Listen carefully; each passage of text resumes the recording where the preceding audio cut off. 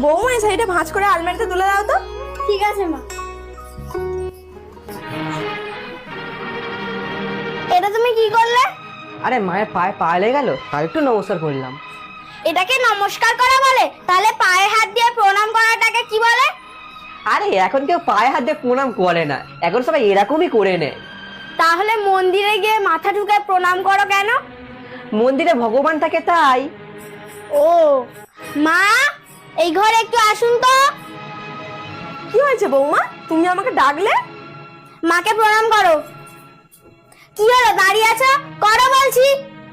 কেন বৌমা, ও আমাকে প্রণাম করবে কেন? আপনার পায়ে পা লেগেছে তাই।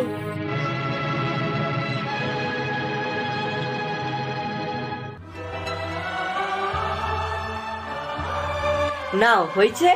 তুমি মন্দিরে গিয়ে যদি ভগবানকে প্রণাম করতে পারো, তাহলে আজ থেকে মা বাবাকেও প্রণাম করবে। আচ্ছা এটা কথা বলো তো, মা বাবার প্রতি তোমার এত ভক্তি কেন? কারণ বাবা মাকে ভগবানের থেকেও আমি বড় মনে করি। ভগবান যেখানে মানুষের সৃষ্টি করেছে, তাহলে সব থেকে বড় ভগবানই তো হলো। হ্যাঁ, তুমি যেটা বলছো সেটাও ঠিক, কিন্তু আমার একটা প্রশ্নের উত্তর দাও তো। তুমি যখন ছোটবেলায় কাঁদতে, ভগবান এসে তোমার কান্না থামাতো নাকি তোমার মা? মা। ছোটবেলায় তুমি যখন দৌড়ঝাঁপ করতে গিয়ে পড়ে যেতে, তোমার হাত ধরে কে তুলতো, ভগবান নাকি তোমার বাবা? বাবা। যখন তোমার কোনো কিছুর প্রয়োজন হতো, তুমি আগে মন্দিরে যেতে নাকি তোমার বাবা মার কাছে চাইতে? বাবা মার কাছে চাইতাম।